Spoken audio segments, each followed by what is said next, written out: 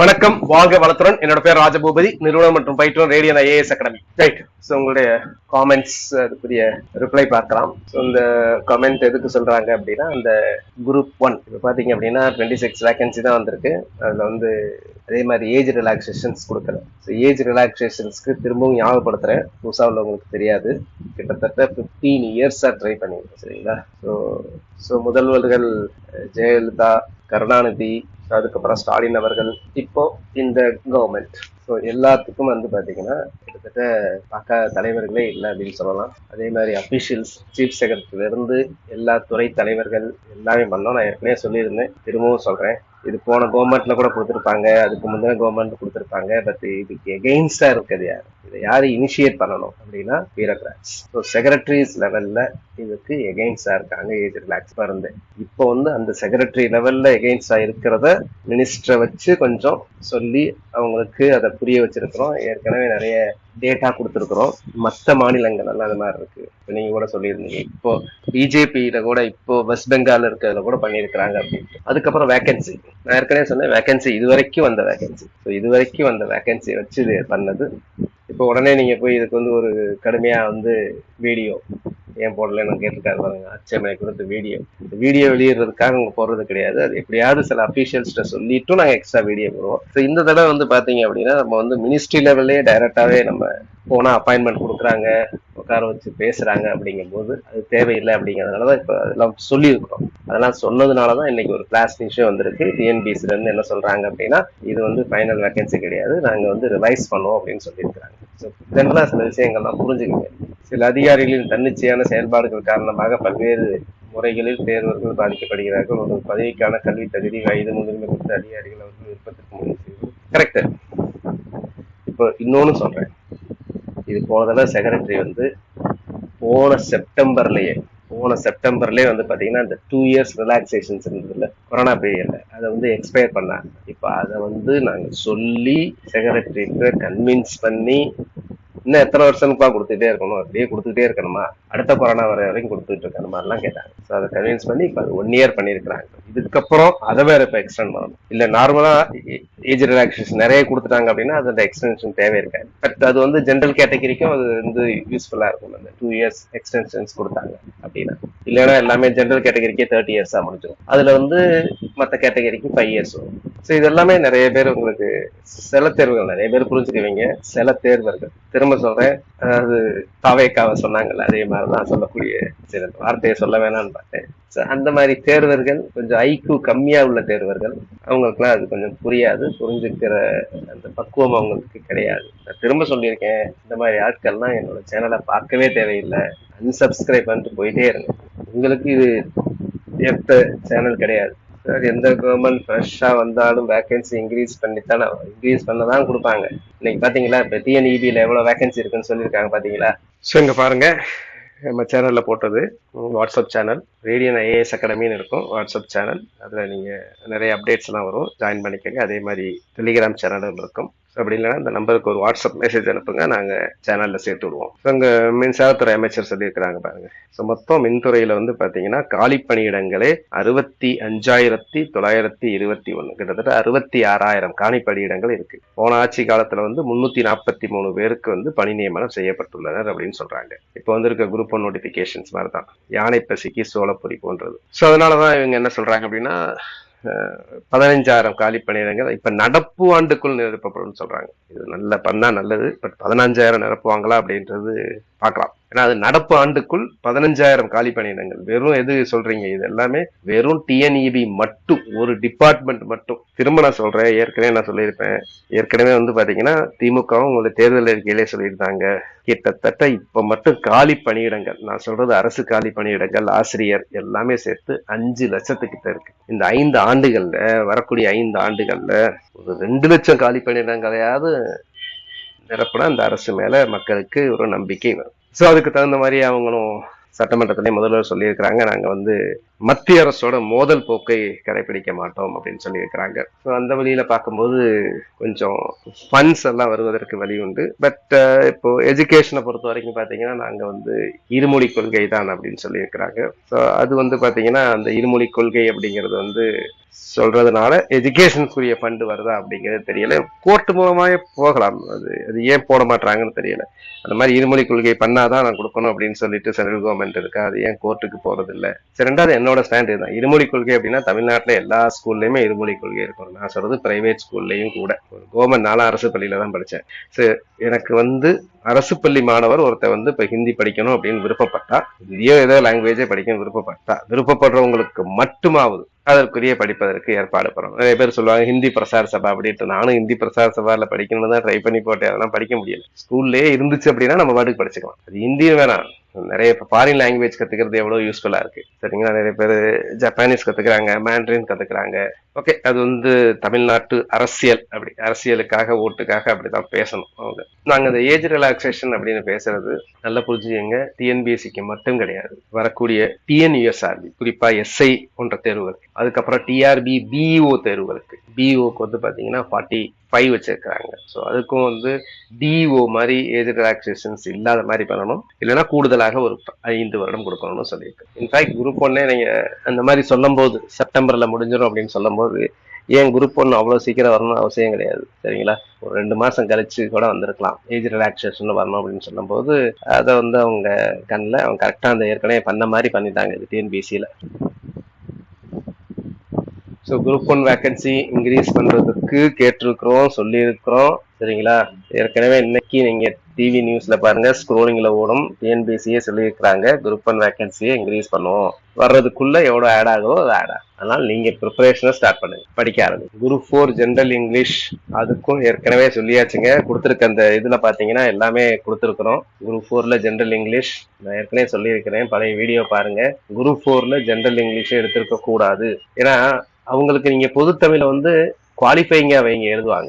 But அது ஒரு தமிழ்ல படிச்சவங்க, தமிழ் மீடியம் படிச்சவங்களோட அளவுக்கு அவங்க போட்டி போட்டு அதுல இங்கிலீஷ் மீடியம் படிச்சவங்க வருவாங்க. பட் எல்லாராலும் இப்படி முடியுது. ஸோ அதனால ஜெனரல் இங்கிலீஷ் அப்படிங்கிறது இருக்கணும். எடுத்தது ஒரு சமமற்ற தன்மையை உருவாக்குது. அதனாலதான் இப்போ குரூப் 4 எழுதுறவங்களும் குறைஞ்சதுக்கு காரணம். குறைஞ்சதுன்னா என்னது, அதிகபட்சம் தான் எழுதுறாங்க. ஒரு காலத்துல 24 லட்சம் பேர் எழுதுனாங்க எனக்கு தெரியும். இப்பெல்லாம் 20 லட்சம் பேர் போறது கிடையாது.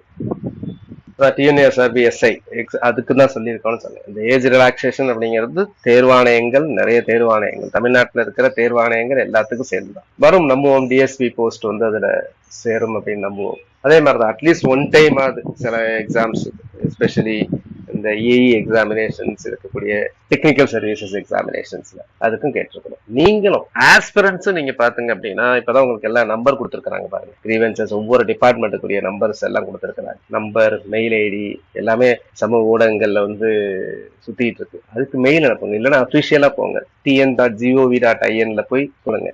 இல்ல சீஃப் மினிஸ்டர் செல் இருக்குல்ல, அதுக்கு உங்க மெயில் அனுப்புங்க, உங்க கிரீவன்சஸ் என்ன அப்படிங்கிறது. அரசாங்கத்தை நம்ம கேட்க போறோம். நீங்க சொல்றீங்க மெயின்ஸ் தமிழ்ல எழுதுறவங்களுக்கு கம்மியா போட்டிருக்கிறாங்க, லாங்குவேஜ் பார்ஷியாலிட்டி இல்லாம ரொம்ப வருஷமா இருக்கு. இதை பத்தி ஏற்கனவே நான் நேரடியா முதல்வருடைய செக்ரட்டரியா இருந்த உதயச்சந்திரன் சார் அவர்கிட்ட போய் நேரடியா உட்கார்ந்து இதை பத்தி பேசினேன். அவரும் இதை சரி பண்றேன் அப்படின்னு சொன்னாங்க. ஆனா தொடர்ச்சியா ப்ரொஃபசர்ஸ் இன்னும் திருந்தல. இது தமிழ் எழுதுனவங்களுக்கும் குறைக்கிறாங்க, இங்கிலீஷ்ல எழுதுனவங்களுக்கும் மதிப்பெண்கள் வித்தியாசமா இருக்கு. ஃபர்ஸ்ட் எவாலுவேஷன் 3 மார்க் போடுறாங்க, செகண்ட் எவாலுவேஷன் 12 போடுறாங்க. இந்த மாதிரி வேல்யூவேஷன்ல பாத்தீங்கன்னா நிறைய குளறுபடி, நிறைய மார்க் வித்தியாசம் ரொம்ப அதிகமா போடுறாங்க. கோவிட் டைம்ல 2 இயர்ஸ் கொடுத்தது பாத்தீங்கன்னா இப்ப இந்த வருஷம் இந்த இயர் வரைக்கும் முடிய போகுது செப்டம்பர்ல, அதுவும் சேர்த்துதான் கேட்டிருக்கிறோம். 2 இயர்ஸ் இருந்தா நிறைய பேருக்கு யூஸ்ஃபுல்லா இருக்கும். போன ஆட்சியில 26 வேகன்சி வந்திருந்தா இந்நேரம் டிஎன்பிஎஸ்சி ஆச்சும் கேட்டு இருப்பீங்க. எல்லாமே கேட்டுட்டு தான் பார்ப்பாங்க. இதுலதான் என்ன இந்த மாதிரிதான், அதாவது கொஞ்சம் கூட மண்டையில மூளையே இல்லாதவங்க பேசுறது. திருடனுக்கு தேள் கொட்டுற மாதிரி நிலைமையில என்னையா இருக்கும். கொஞ்சம் படிங்க பாருங்களா. படிங்கன்னா என்னது, உங்க ஐக்கியூவை வளர்த்துக்கங்கன்னு சொல்றேன், அறிவை வளர்த்துக்கங்கன்னு சொல்றேன். அந்த வார்த்தையை யூஸ் பண்ணல, அவ்வளவுதான். ஸோ இதுதான் ஸ்போர்ட்டிவ் சார். நமக்கு தேவை ஒரு போஸ்ட், கண்டிப்பா படிப்போம், ஜெயிப்போம். டாப்பர் ஆகணும்னு நினைச்சு படிங்க, அவ்வளவுதான். இல்லாத பட்சத்துக்கு இன்க்ரீஸ் பண்ணுவாங்க, அது வேற விஷயம். அந்த HRNC அதுவும் பாத்தீங்க அப்படின்னா உங்கள்கிட்ட சில தேர்வர்கள் போய் கோரிக்கை வச்சிருந்தாங்க. இப்ப இருக்கிற HRNC மினிஸ்டர் இந்த மாதிரி இந்த முதல்ல பாத்தீங்கன்னா இந்த 8, 7B எல்லாம் வைப்பாங்க, அதெல்லாம் அப்புறம் அப்படியே நிப்பாடிட்டாங்க. இப்ப அதற்கு தேவைப்படும், அதுவும் வருவதற்கு வாய்ப்புகள் உண்டு. நம்ம இதை மெயினா பாத்தீங்கன்னா நம்ம கலீல் பாஷா அவர்கள் தேர்வர்கள் சார்பா இதெல்லாம் நிறைய பேர் பேசுறாங்க. நானா பிசி மோஸ்ட்லி இதை அவங்க மூலமா நான் சொல்ல முடியும், அவ்வளவுதான். அப்பப்பதான் நான் செக்ரட்டரியேட் போவேன். எல்லா நேரமும் நான் என்னைக்கு சென்னையில இருக்கு வரும்போது செக்ரட்டரியேட் போவேன். நான் மோஸ்ட்லி ரெசிடென்ட் ஆஃப் மதுரை. உங்கெல்லாம் நம்பி நிறைய போராட்டங்கள் நடத்தியாச்சு. நான் மதுரையில ஒரு போராட்டம் நடத்தினேன், சரிங்களா?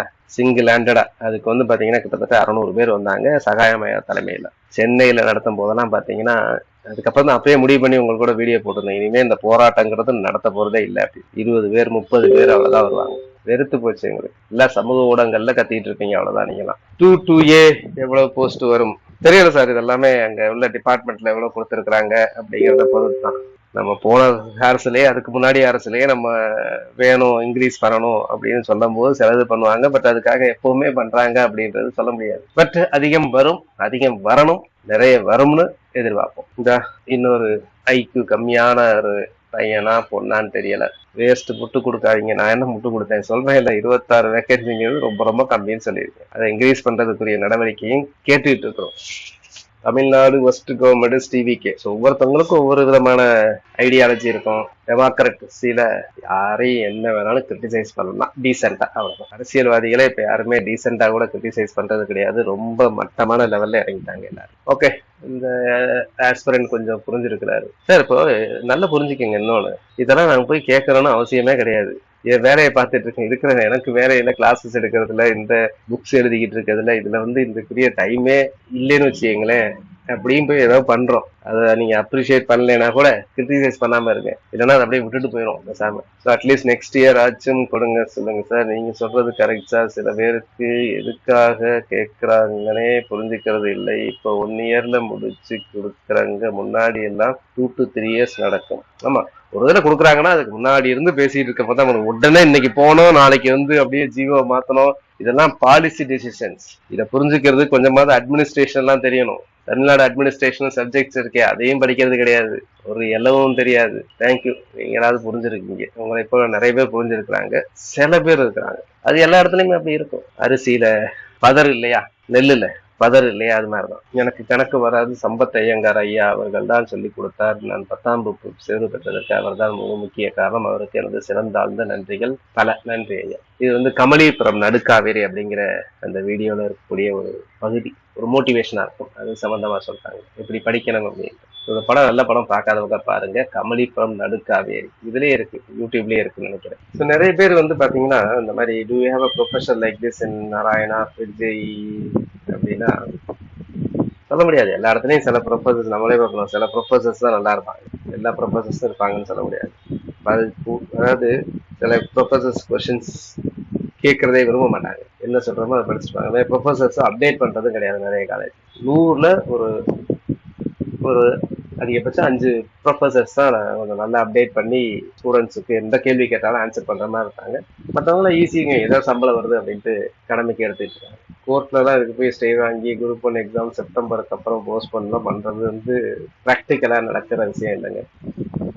So next municipal elections are there in Tamil Nadu panchayat election. They don't give age relaxations for group 1, increase vacancy for group 1. நிறைய குரூப் 1ங்கிறது கேட்கறவங்க கொஞ்சம் பேர் தான், ஞாபகம்.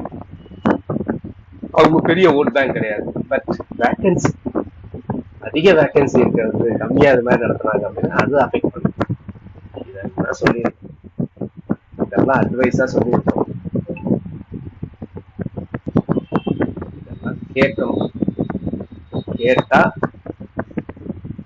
இந்த ஆட்சி இன்னும் தொடர்வதற்கு நிறைய வாய்ப்புகள் உண்டு. என்ன மூவின்னு கேட்குறீங்க? நிறைய watch movie best ever movie, ரொம்ப பிடிச்ச படம் அது கமலிபுரம் நடுக்காவேரி. கமலிங்கிற ஒரு பொண்ணு எப்படி படிச்சு ஐஐடியில மெட்ராஸ்ல போய் ஜாயின் பண்றாங்க அப்படிங்கிறத கமலிபுரம் நடுக்காவேரின்னு ஒரு வில்லேஜ்ல இருந்து போறோம். ஸோ ஃபர்ஸ்ட் டைம் இந்த சேனலை பார்க்குறவங்க சப்ஸ்கிரைப் பண்ணுங்க. உங்க நண்பர்களுக்கும் பையனும் நிறைய யூஸ்ஃபுல்லான வீடியோஸ் இருக்கு. வேற ஏதாவது கோர்ஸ் சம்பந்தப்பட்ட டெஸ்ட் பேட்சஸ், இலவச தேர்வு டெஸ்ட் பேட்ச், அதாவது குரூப் 1, குரூப் 2. இந்த நம்பர் 9840398093. அதாவது இந்த நம்பரை சேவ் பண்ணிட்டு ஒரு வாட்ஸ்அப் மெசேஜ் அனுப்புங்க.